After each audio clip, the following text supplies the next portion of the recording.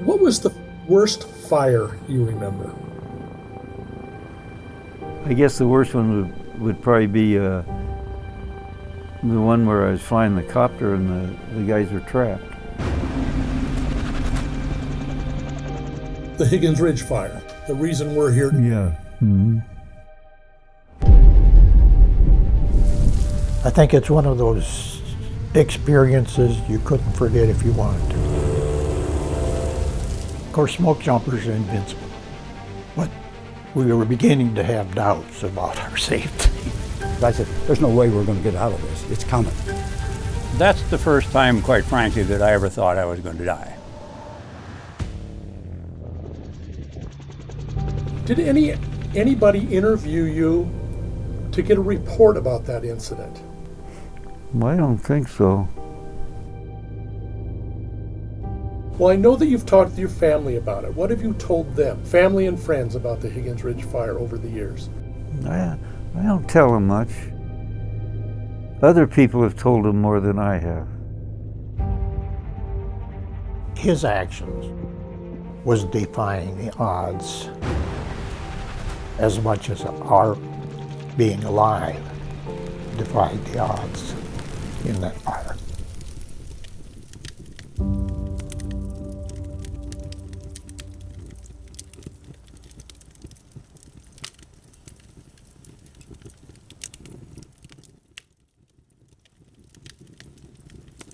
Funding for Higgins Ridge is provided by the Greater Montana Foundation, encouraging communication on issues, trends, and values of importance to Montanans.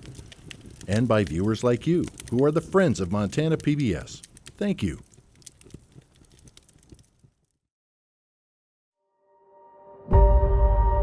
Smoke jumping starts with a leap of faith.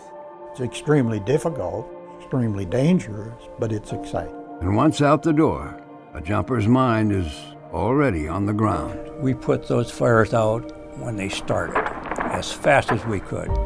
But it doesn't always end that way. On one summer day in 1961, 20 smoke jumpers landed into a circumstance eerily similar to a tragedy 12 years earlier. I kept thinking about they must have been in the same situation we are. One that still reverberates the risks of fighting fire.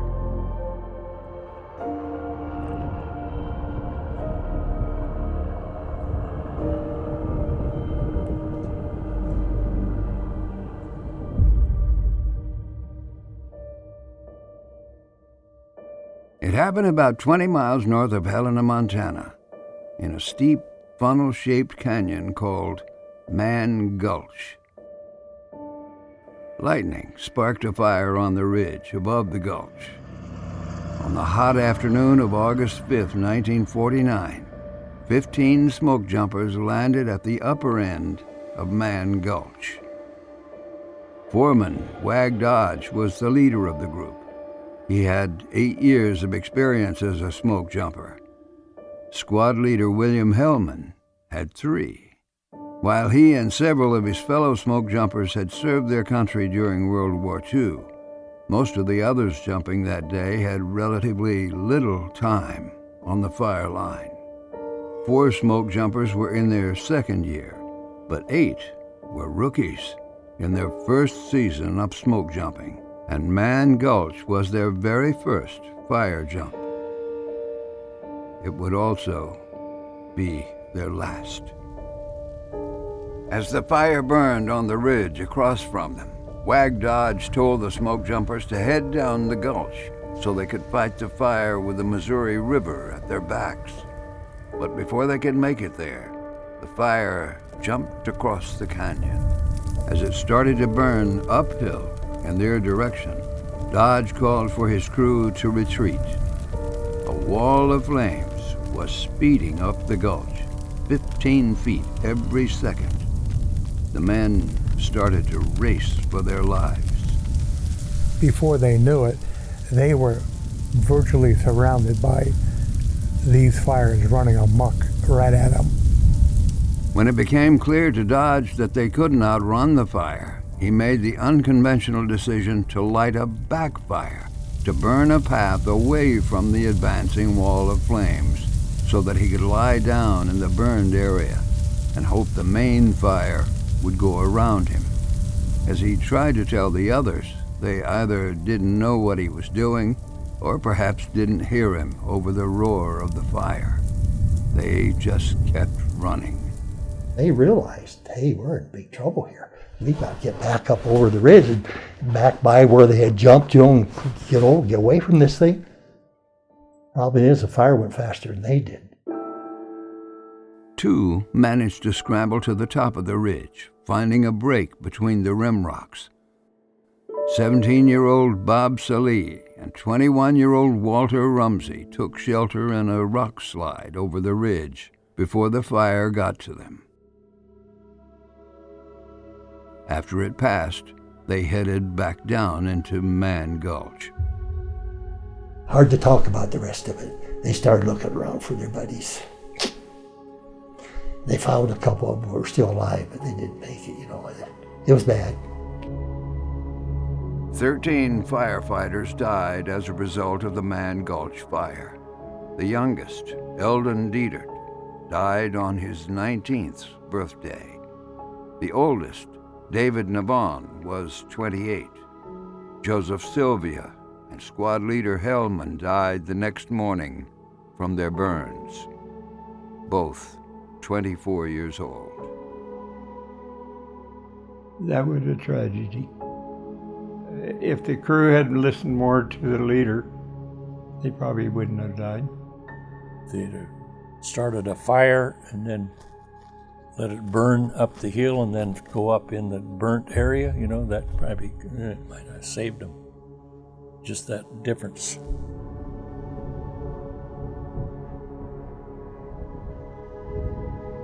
Wag Dodge's escape fire proved effective. The oncoming fire found no immediate fuel in the burned-out area where he lay, face down, so it parted around him. But while Dodge survived, he never jumped again. 3 years later, Hollywood capitalized on the tragedy of Man Gulch. Hey, Dick. That's another one. Telling a distinctively similar story of a smoke jumper crew overrun by fire in the 1952 movie, Red Skies of Montana. In the film, a veteran foreman is the sole survivor of his fire crew. It haunts him. Over and out. But later, the foreman gets a chance at redemption. Dig in deep. Let the fire go over. Like Cliff, dig just... Ordering a defiant crew to shelter in place. Now start digging foxholes. Miller. Turbines and all here. And this time, a Hollywood ending. Boise. Feeling good as new. The entire crew survives and lives to jump again. If you're a young person and you saw that movie, you'd say to yourself, gee, I want to do something like this. I'll notify the smoke jumper base right away. Okay, we're on our way. The 1950s saw a surge in smoke jumping. The Forest Service increased its commitment to get to fires fast while they were small, which saved the expense of fighting bigger fires. By 1960, smoke jumper bases were established across the West. The largest, in Missoula, Montana, was home to half the nation's 300 smoke jumpers. It's a perfect job if you like being out in the woods. Most were college students, using this as a summer job to pay for their next semester of school. You know how you are when you're young? Invincible, you can do anything and everything. I said, hey, that sounds like fun. Plus, probably pays pretty good. In 1961, they earned about $2 an hour, making $83 for a 40-hour week for taking on the risks and rigors of smoke jumping. We learned that when you're not scared, you're making a mistake. Every jump, there's a reason to be scared. They always ask you, is the first one scary? To me, it was the second and third one that was the scariest, not the first. The first, you just go out and you don't know what's going to happen, you know. With the second and third jump, you realize what all the things that could happen. The smoke jumpers relied on Johnson Flying Service, known for its experienced backcountry pilots. They had the skills to fly the men into the region's millions of acres of roadless terrain. After a spotter's hard slap on the leg, it was out the door and into the air. You jump out, and that chute explodes. And I tell you, it gets your attention. When you go like this and there's a big old beautiful parachute up there, you say, hallelujah, now I got to find a place to land. It's pretty exciting just looking down there from the air, seeing all the jump spots, and your adrenaline gets going. Training for the air began on the ground. The focus was on physical fitness. Our day started well before breakfast, and the first thing you did was go out and run on the asphalt, the runway. Besides the exercises to get the men in shape, there also was smoke jumper specific training equipment, like a jump tower to simulate the shock of the opening parachute. I remember the worst thing was they had a big long bar and they strapped your legs to it. We referred to it as the torture rack. You bend backwards as far as you can until you touch the ground. That's a long way to bend. They weren't easy on us. They ran us through the ropes. Talk about rope, one of the toughest things you had to do is you had to climb up this rope about 30 or 40 feet. You ever climbed a rope? Boy, it's not easy. I went through the Army Airborne School, and smoke jumper school is at least 3 times as hard. As far as I'm concerned, the training was absolutely outstanding. We're all there for the same goal. There's no doubt about that. Not to wash out, first of all, and to do exactly what was expected and required of us. Man, if you didn't have a good, strong work ethic as a jumper, you didn't last very long.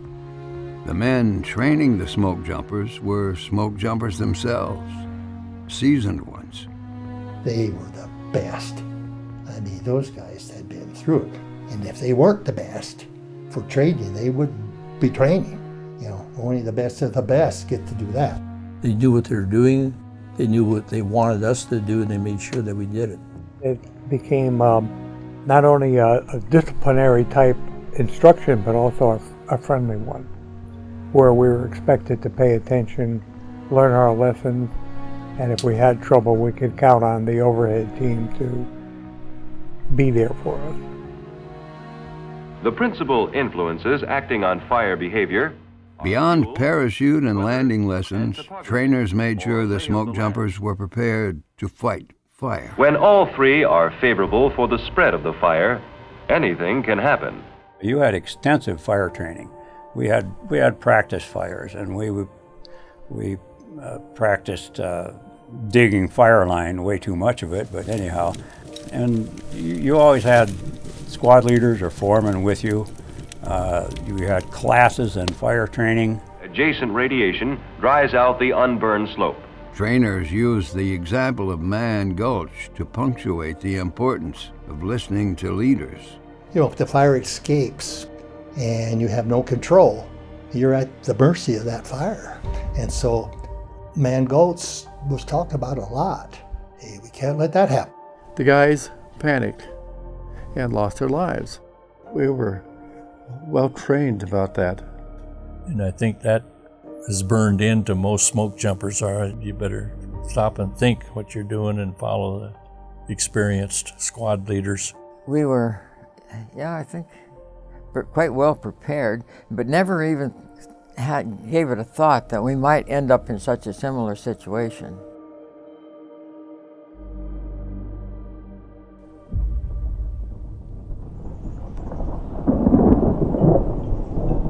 A supercharged fire season moved in fast on the new smoke jumpers of 1961.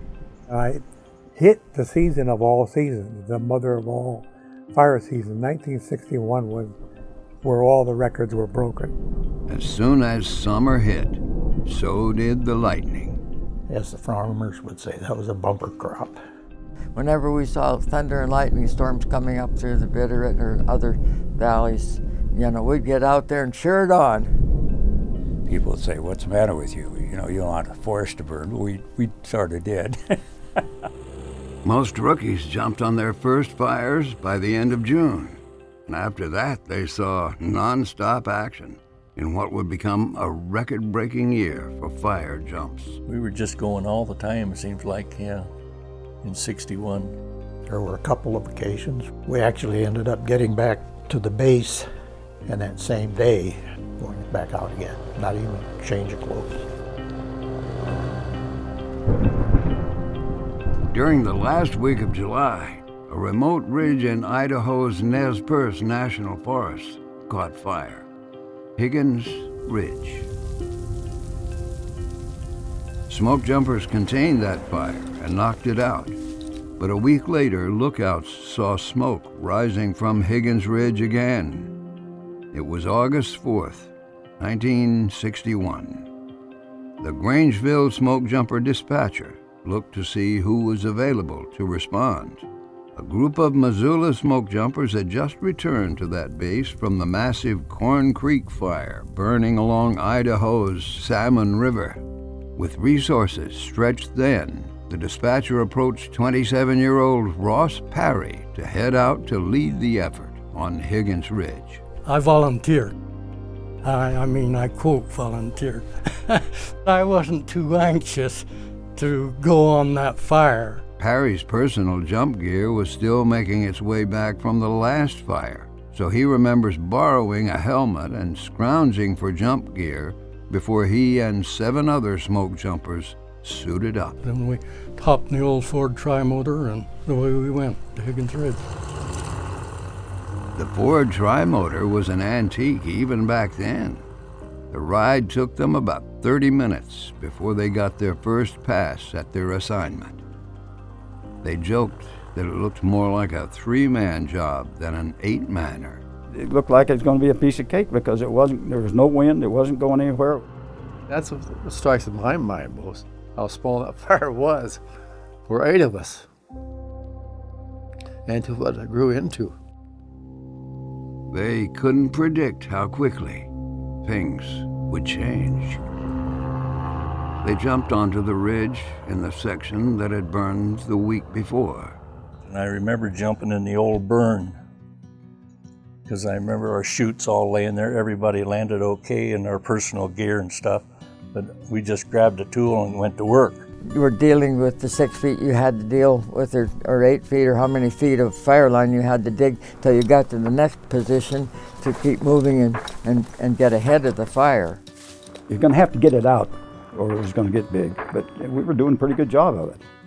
We had the brush out of the way, and we were ready to go down to the soil and start digging line. It wasn't burning all that much, and it would have been easy for us to contain until it wasn't. The air was hot and dry. The previous day, nearby Fenn Ranger Station hit a record 107 degrees, and it was well on its way to triple digits again on Higgins Ridge. All it took was an ember to ignite the dry tinder outside the fire line. Every time a spark hit something outside that line, that fire took off. That spot fire would get bigger and bigger. Even on a stump, it would start to stump a fire. First thing you know, these little spot fires were bigger than the main fire that we were circling. So I'd have to call the crew back to go around those fires again. It just seemed like we just couldn't make headway. And pretty soon it was all around us. We were right in the middle of it. We knew that we were in trouble. We knew that right off the bat. And the squad leader was right there helping us out, saying, "Hey boys, we got to do this, we got to do that." I knew by then that we weren't going to be able to stop it, but we were there, we were going to keep working, doing the best we could. And just about that time, when I had completely given up trying to get it ourselves, I heard this plane overhead, and lo and behold, here was 12 more jumpers. They had just the first stick, was just chutes were opening up. And I thought, oh good, maybe now we can hold this fire. A dozen smoke jumpers dropped out of a DC-2. Among them, Fritz Wolfram, a former Air Force officer who stood 6 feet 4 inches tall before he put on his fire boots. He was a big German with a crew cut.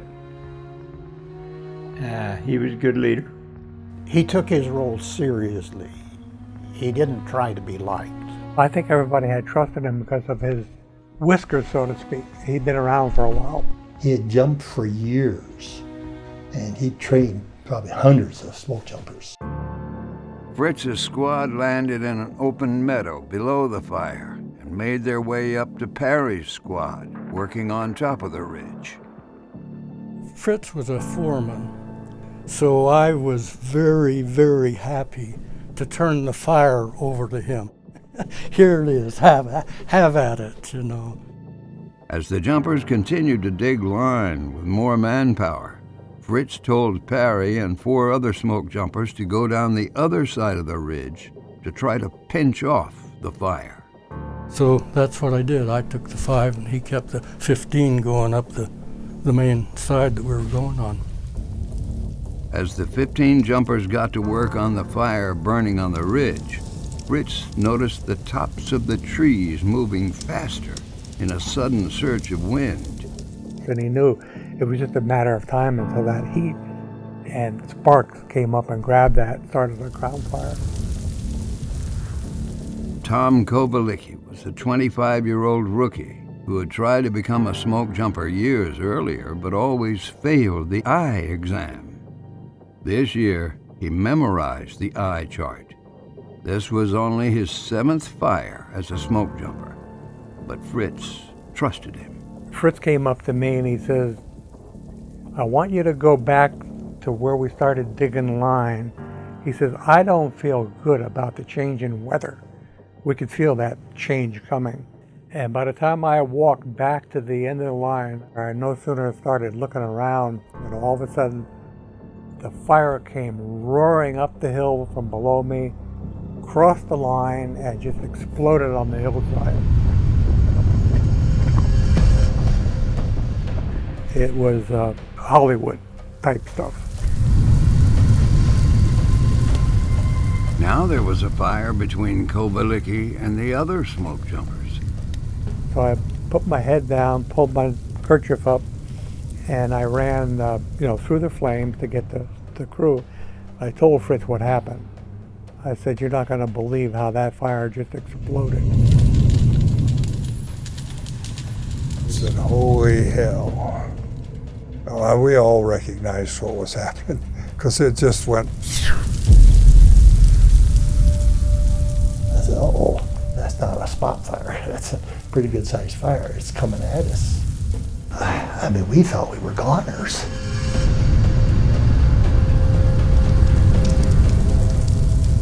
Suddenly, the fire gained the upper hand in a spot the smoke jumpers were previously safe. As we were gaining on it, it seemed like we were in a pretty good position, but then it was very obvious that we weren't in a pretty good position because the fire was like licking at our heels. You could hear that fire coming down on us. That's one thing that I do remember. And thank goodness we had a foreman at the time that recognized what was happening. Fritz reacted immediately and called the men to retreat. He said, we need to move. He said, we need to move now. I remember that very distinctly.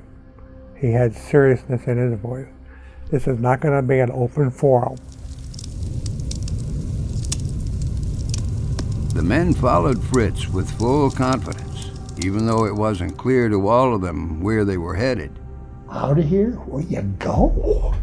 It was timber, steep canyons all around us, just flames everywhere. So where you gotta go? Nobody panicked, nobody argued. That was just a natural thing that we followed Fritz. It almost flies in your face like giving up, but it was wisdom. It was very obvious it was wisdom. Fritz knew the only possible refuge would be higher on the ridge where the fire had already burned. But getting there would require the men crossing through the fire. I had full trust in what our leaders were telling us to do. It's just something you do. So it was a pretty good wall of flames there, and we just went through that wall of flame. Just a few seconds, we got through it. And he then proceeded to take us zigzagging through the unburned material with the fire actively snapping, behind us. He's trying to catch up with us. Farther down the mountain, Ross Parry and his smaller crew faced the same situation as the flames closed in. It was looking pretty doggone serious on our side. And I remember these guys that were working for me kept looking back at me, wondering, what are we going to do? What are we going to do? And finally, I just says, no, it's too hot. I said, we better get out of here. Parry led the men back around their fire line as he formulated an escape plan. It looked like we might be able to outrun this fire down the ridge. That fire on the other side, where the other 15 jumpers were, was just roaring. It was big mushroom way up there. I mean, there was no way that they were going to outrun that fire. I just kind of knew that in my mind. They weren't going to. It looked like we might be able to. And that's when this Man Gulch fire started to enter my head. The Man Gulch fire, 13 jumpers tried to outrun the fire, and only 2 made it. And that was on my mind. I kept thinking about they must have been in the same situation we are. I just knew that. I didn't think we were going to make it. I mean, you could hear that thing coming up the mountainside, and you could see the smoke roaring out through there. You've all seen a blowtorch. That's how it looked. And the roar. It was scary, and no doubt about it. But Parry stayed cool-headed. Instead of running down the mountainside, he led the men to a rock slide not too far away. It was fairly isolated. There was forest all around both sides, going up and around us. And I just told them, I says, build yourself a hole in these rocks, you can move them around and build yourself a little shelter area, and we'll hunker down here. And so they started to. One of them came up to me, and I don't know, he was kind of scared. We were all scared. Hey, we were scared to death, but we weren't panicking. There was a point when I thought I would like to just run down over that mountain and get away, because I said, there's no way we're going to get out of this. It's coming. And I said it to myself. I said, I'd like to just peel over there and see if I can outrun it. But then smarts took over that, and I knew that there's no way you could get away from that fire. You go running out someplace, it'll get you. As long as you're together, you can fight it. But if you're out by yourself, there's no way you can protect yourself or protect anybody else as far as they go. I mean, that's part of our training. They say, always follow your leader. Don't go off on your own somewhere. Don't do this kind of thing. Stay with him. He knows what he's doing. So that's it.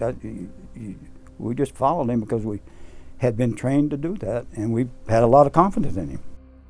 For Parry's group, that meant taking shelter in the rocks and hoping for the best.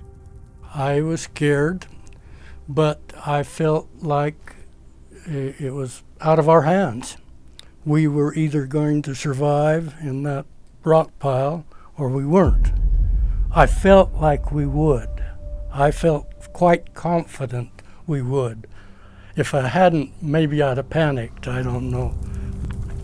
They each dug out depressions in the rocks and settled in as they felt the heat from the fire getting closer. And kept our bandanas over our face wet to protect our face, and then got as low as we could in the rocks. I remember digging underneath the rocks and getting down there. We you could get some fresh air. No, I was hunkered down in the rocks and my helmet down over, I couldn't touch the helmet with my bare hands. And I heard this clunk on the rocks and looked around. My canteen had actually burned through and dropped out onto the rocks. It was pretty hot. All the while, they worried about their comrades on top of the ridge. One smoke jumper asked Parry if he thought they'd survive. And I told him, I says, if the only way they could have made it is they got in the old burn. I says that, I don't think they could have made it. I really didn't think they made it, to be honest with you. Higher on Higgins Ridge, Fritz Wolfram had managed to lead his men to the ridge top, where the main fire had already passed through. It was an open area that had previously been cut out to use for helicopter landings, but the trees and logs inside it were still burning when they got there. There's dead trees, flaming trees, smoke, and strong winds. I would say the winds were 50, 60 miles an hour. It's like standing next to a jet airplane taking off. The winds were blowing the ashes around it like in swirls around us, so much that it was sticking your eyes together. They laid face down and tried to look out for embers landing on each other. And if we saw a spark or a flame, we would pat it out. I heard somebody say, your pants are on fire, so I turned around to see who it was, and it was me. I had shag jeans cut off, and the frayed ends had caught fire. While standard firefighting pants had yet to be designed, the Forest Service had issued the Missoula Smoke Jumpers newly developed flame-resistant shirts, and all the men had them on, except Fritz Wolfram, who had left the base in a hurry, and just his T-shirt. And I could still see Fritz in my mind's eye, hunkered down in that T-shirt. There was only, maybe you could see maybe 3 or 4 feet in front of you with all the smoke. So you know everybody was around, but you didn't know for sure where they were at, but you had to try to help keep those embers off of each other. But embers were the least of their worries, as the trees burning around them began to boil. The alpine fir tree is loaded with a pitch underneath the bark. It gets so hot, it just explodes. And when it does, it just roars. It's quite frightening. It sounds like a railroad train coming through the woods when the trees start blowing up and exploding. The weakened trees couldn't withstand the wind. Bang! A tree would come down from the wind, coming close, right next to us. Some of us with glasses could see enough, and Fritz too, that we could tell everybody to move a little bit to get out of the way, because and then bam, a tree'd fall down. Guys would holler. It just sounded like a freight train. It did. I mean, it was that loud when it come up through there, and it was very, very scary. I heard somebody saying the Lord's Prayer, and I don't know who it was. I poked the guy next to me and I said, "You remember how that Hail Mary thing goes?" And he started laughing, which, and of course that's what I was aiming at. I was trying to get to the point where we had to be a little bit practical about cashing in or living, Of course, smoke jumpers are invincible, but we were beginning to have doubts about our safety. That's the first time, quite frankly, that I ever thought I was going to die. It's that simple. And it was a combination of the fire itself, the heat, the wind, but, and I hope the rest of the jumpers feel this way because I know I did, I felt I was going to suffocate to death. If you stood up, I think you could have died from a quick breath of hot air. Fire burned, takes oxygen, and it took all the oxygen out. Now that's scary, when you can't breathe. Face down, they sucked oxygen out of the holes they'd dug in the soil. And then the wind would let up, kind of. And we'd all stand up and just gasp for air and suck in air and suck in air. And we fill your lungs with oxygen in just a few seconds. And then that thing would come right back down again, the wind would start blowing, we were right back down in the hole again. We counted on that wind to change. I can remember how long is it going to be before we can get oxygen again, you know. That happened that went on and on and on. I think that a lot of us just didn't think we were going to make it, but you don't want to ever give up. You know, you're not going to give up. In the middle of the fire, they couldn't imagine their salvation was in the sky, on the other side of the smoke.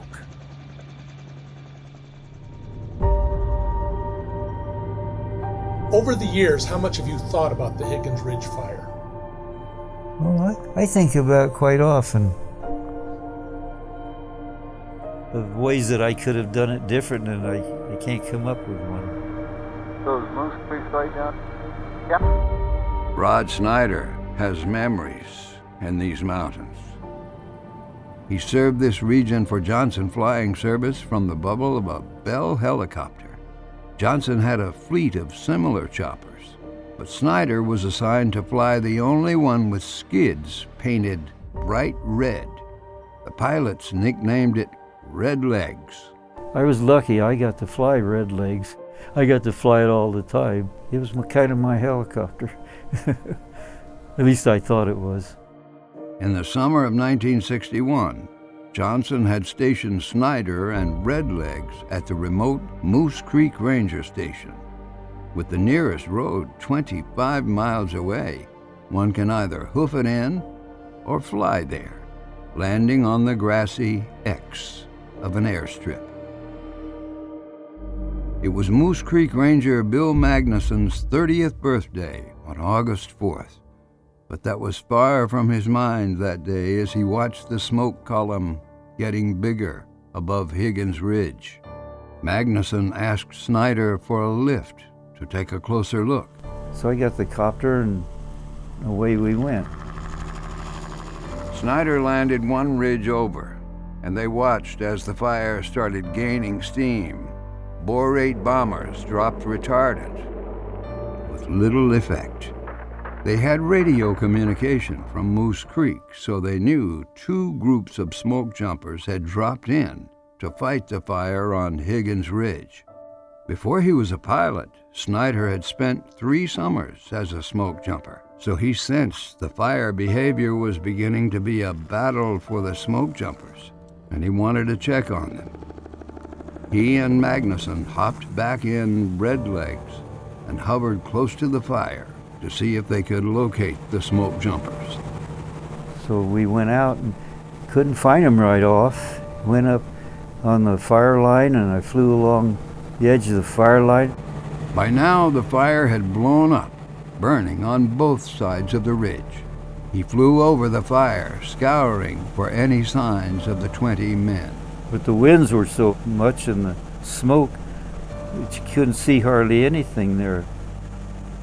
With the helicopter almost out of gas and no sign of the smoke jumpers, they returned to Moose Creek to refuel.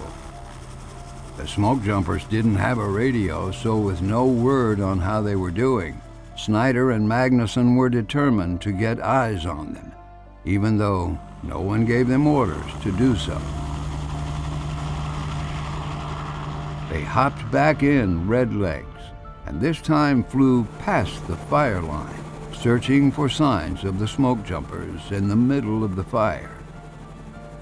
They feared the worst as they tried to see through the smoke below them. Finally, something orange caught their eye alongside the flames. It was the movement of men wearing orange shirts. They stood out a little bit, and I thought, my gosh, they're in the fire. I thought, well, I gotta get these guys out of here, but I don't know how I'm gonna do it.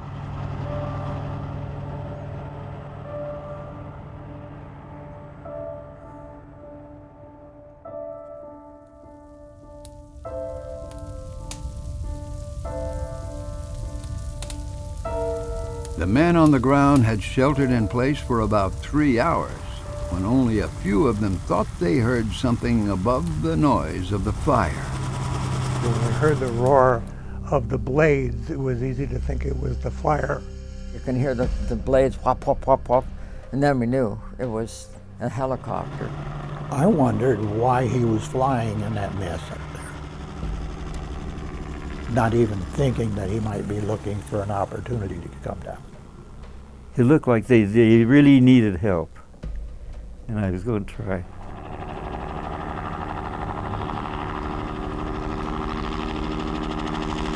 I made about 4 or 5 or 6 attempts to get in, and the winds were picking up really heavy, and the smoke was heavy. He was doing this, and I thought he was crashing. He was wobbling, you know. I don't know if any other pilot would have tried that. It was really still windy. It was really blowing. We had no idea that somebody was going to try and rescue us. None whatsoever. And even though the trees had been cut for a helipad, it hadn't been cleared yet.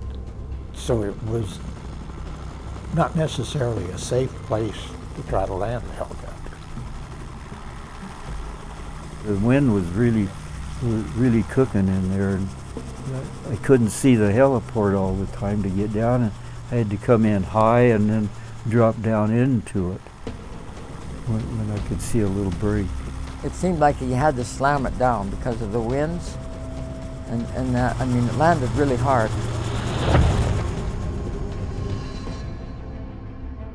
I remember seeing that helicopter start to settle down through the smoke, and there was still fire shooting up all around that helicopter.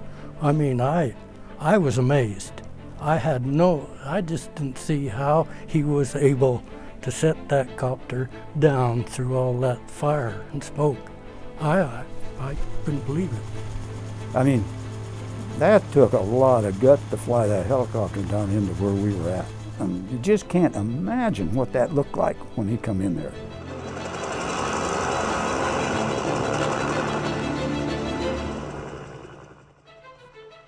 Once Snyder landed, Ranger Magnuson jumped out with his radio. I saw this guy standing over here on a radio. Where the hell did he come from? Suddenly I saw the helicopter. Meanwhile, Snyder made his message clear amongst the chaos, waving 2 smoke jumpers aboard. It was just fire all over the place, and he was just right there waving us on. Get on here, come on, get on here. That was a great feeling. Loaded them up, 2 guys in there, and was able to take off and go through the smoke. Couldn't see anything for a long time, and there's no instruments to help me through that smoke. I got them out and took them to a ridge where it was open, and the fire wasn't going to get to, and let them out. Snyder was about to ask even more out of that Bell helicopter built for 2, an act that would test the muscle of mechanics as much as a pilot's persistence.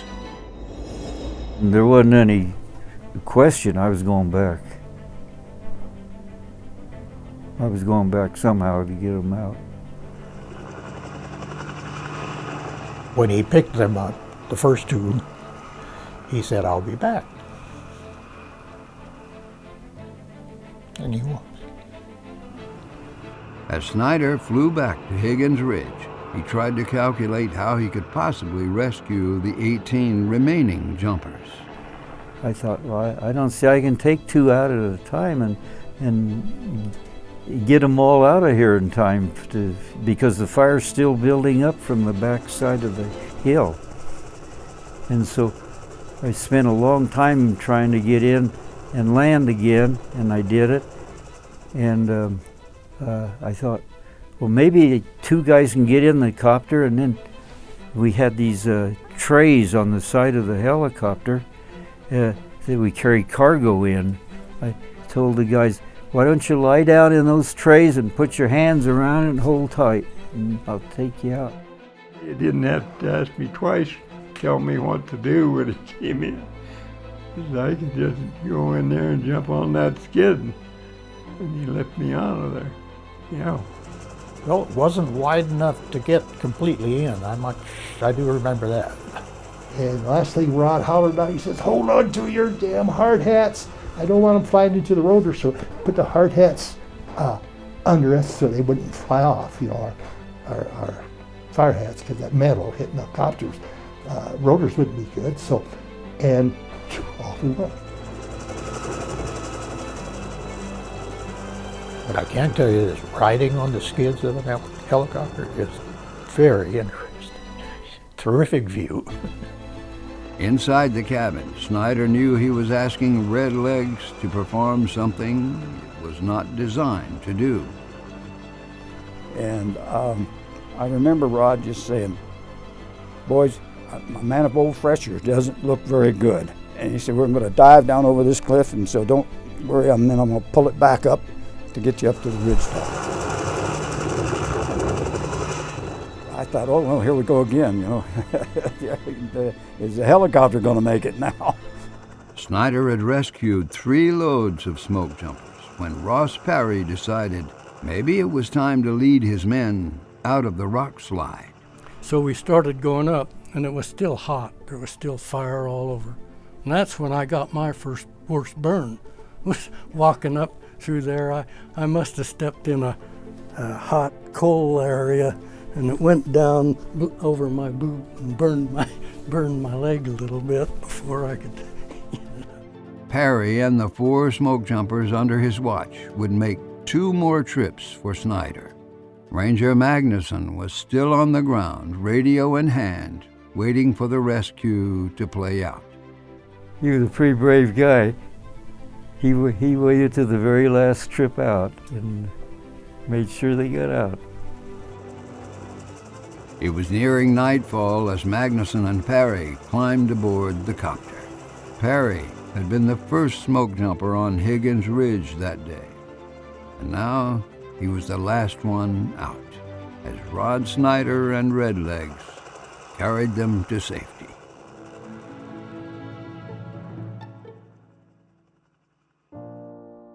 Were you proud? Yeah.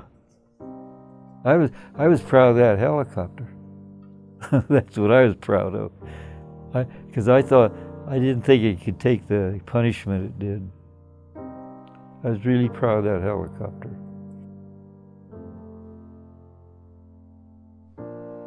The next day, a mechanic would check the copter that had carried the weight of 20 men out of the fire on Higgins Ridge. The mast that holds the blades, I thought it was going to be longer from all the forces I put on it. And I felt a little uneasy because I knew I had over boosted everything in there to get them out. But when they gave it an inspection later on, they couldn't find anything wrong with it. So it was a good helicopter, really was a real plus. Thank God Snyder came along with that helicopter, you know, and I don't know how long we'd have been there. All I knew is I got tired of lying there on the ground trying to breathe. And when that copter showed up, that was a lifesaver, so to speak. The smoke jumpers were flown and trucked out of the wilderness and treated for minor burns and smoke exposure to their lungs and eyes. Small potatoes, considering the alternative. Well, if they hadn't found that heliport, they'd have burned up. I think they would have burned up. They did really a good job in there getting themselves out. You had Fritz's leadership with the men on the ground. You had the training of the men under him. You had a pilot who put our salvation above his own. All those pieces came together to make that into a successful rescue or evacuation that spared people a gruesome agony, you know. If we'd have had people that would have chose not to go to that spot, that fire overran us. I mean, it circled us completely. We were surrounded. And if we'd have chose something else, you know, tried to outrun the darn thing, never made it. There were several times we'd come about that close to being in Another Man Gulch. First there was 12, and then there could have been 20.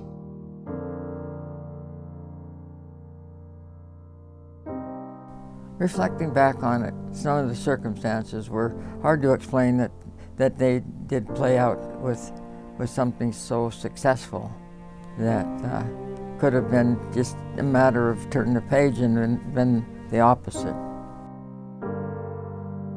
I guess it just wasn't our turn to be burned up in the fire. And Rod should have all the compliments he can get for doing that, what he did.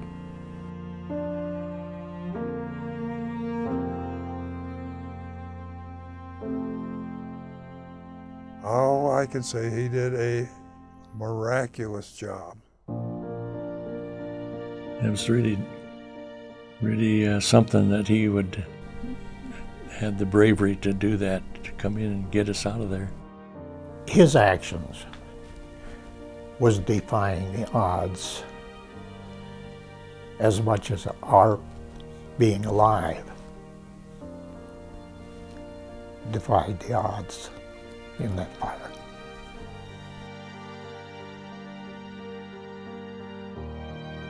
Were you a hero?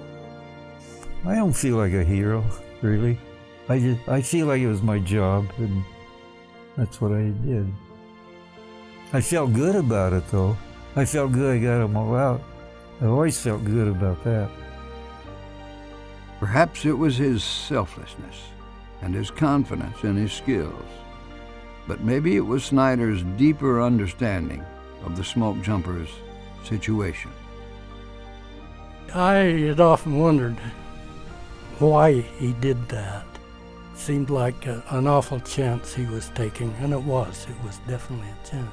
And it wasn't till, after, I don't know, maybe a year after, that I found out that he had been a smoke jumper. That's why he did it. He was one of us.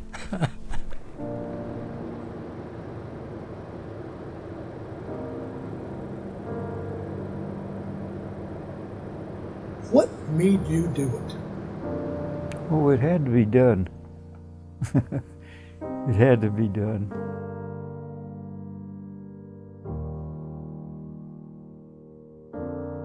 Did you ever hear thank you from any of those men? Not really. Are they going to be here? I believe there are 11 who are here. Is that right? Oh, wow. I've never met them before. Last time I saw them, they were out on a ridge waiting for something, I don't know. I haven't seen Rod since the day we got off the fire. And I always thought, gee, it sure would be nice if we could all get together somewhere someday. Nearly 60 years later, many of them finally had that chance to relive the story with the ones who were there. We all went through the same thing, and so I could just imagine me saying something and somebody said, well, that's not the way I remember it, you know, and I said, well, if that's the way I remember it, it's got to be true. I think it's going to be eye-opening for my sons. And I have 2 grandkids coming, one 13 and one 10. It's going to be interesting for them. I don't know why I didn't explain it to my family. My wife didn't even know about it. And we've been married 57 years. And to thank the pilot who put their safety above his own, and to all relish the outcome that might not have been. I think we were all lucky. Really. I think we were lucky and we did right, all of us. We must have, because we all got out of it.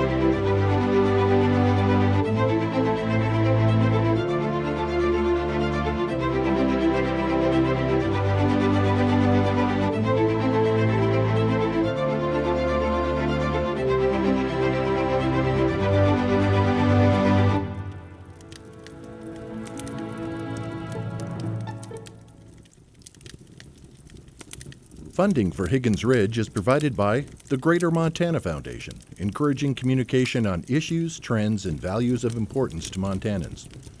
And by viewers like you, who are the friends of Montana PBS. Thank you.